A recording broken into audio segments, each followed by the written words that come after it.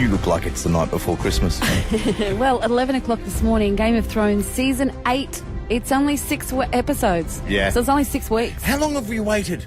2 years. What? 2 years. Is it really? Yes, between seasons. It's ridiculous. Wow. So that's why everyone forgets what happened for the first 7 series. But we've got someone that This is rather tall gentleman next to me. Well, this gentleman is an Irishman now living in New Lambton, and he was in one of the episodes in Game of Thrones. So cool. That explains it. Yeah, his name is Steve Wilson, and he's with us. Hello, Steve. Hello, Tanya. Hey, Steve. I've got to tell you, Steve, you're my favourite on the show. Oh, thank you so much. Yeah, it's a close thing, me and Kit Harington, I'm quite sure, but yeah.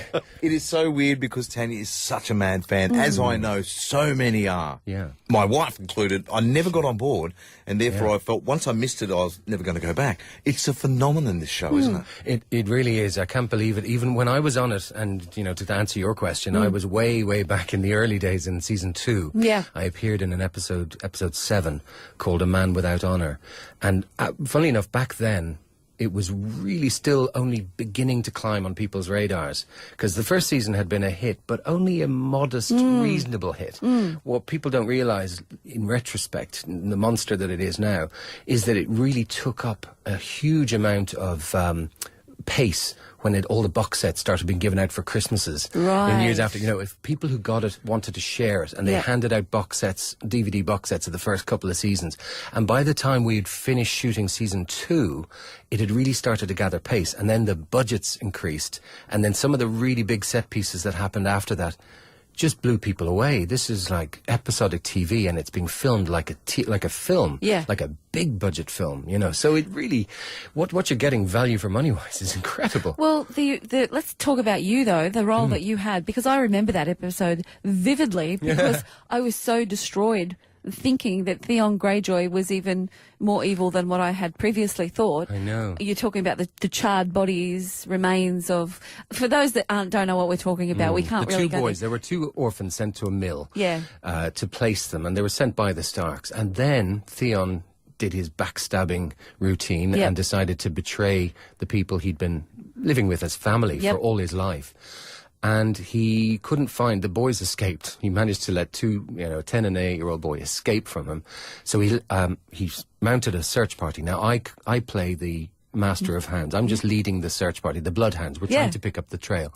And so we go and we follow this trail, and it ends at this mill where the 2 boys had been put. And we know from previous scenes, we know that Bran and Rickon had been very close to this mill, and we're not sure. Then the next time we see Theon, he's with the charred bodies of 2 young boys, and everyone thinks, he's killed these 2 boys. But in fact, what had happened, spoiler alert, if you haven't watched it now, you know, what had happened was he actually lost the scent. He couldn't do anything about it, but he did see 2 boys who, you know, if he charred the bodies enough, would... I don't think he sounds like a nice guy. He's not.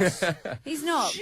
But, I mean, you are... Like, how did this happen? How did you end up in one of the biggest, you know, television events in history? Well, you know, at the time it was I wouldn't say it was just another gig, because I was actually a fanatic fan of the books. I'd read them all. In fact, when I was working with Alfie Allen, who plays Theon Greyjoy, I knew more about what happened to his character later on than he did. He was blissfully unaware of all the stuff that was going to happen with Reek and all of that. And I couldn't tell him. He said, no, don't tell me. And I was like, no, you should read the books right now. So my agent sent me up for the audition, as all actors do. And I'd been auditioning quite repetitively for season 1 roles and not getting them. But they loved having me in because they knew I could do the accent, and the guys from Robert from Nina Gold's office, the casting office in London, they kept coming over and bringing me in, and I'd read opposite all the other actors. And because I'd lived in the north of England, so I could do the up north type of accent, you know. I mean, I was living in to the other side of Pennines, as they call it. I was in a place called Burnley, and it's not that far from Sheffield, where Sean Bean is born and reared, and so basically anyone who could do a decent northern accent was getting a shot in. And I kept getting turned down for these roles, and you know, they'd read for me for another one. I thought I was losing, you know. In the second season they kept looking at me for more and more roles, and when they offered me this kind of really modest role, I turned it down. And I turned it down 3 times. My agent got really angry with me at one stage. Said, they keep phoning us, and they kept increasing the money. And eventually, because we didn't have a lot of money at the time, I went, oh, I really better take it. You know, I might not have another chance. But I kind of knew, being a fan of the books and reading on ahead, I knew that once they've got the second season greenlit and they're working on it, it's just going to keep going. And there's loads of roles down the line. And I'm sure, you know, there'll be a chance. Well, I did what I did. But I was delighted because I got to, you know, even though I wasn't on the Winterfell set, I actually was filming just around the corner from it. And there's loads of units. So there's wolf unit, dragon unit. But even within those, there'd be a camera crew down on the river doing a scene with Caitlin Stark and Brienne of Tarth, just like 100 yards away from us. So we have to be quiet when we're broken for, you know. And then just up the road, there's the Winterfell set.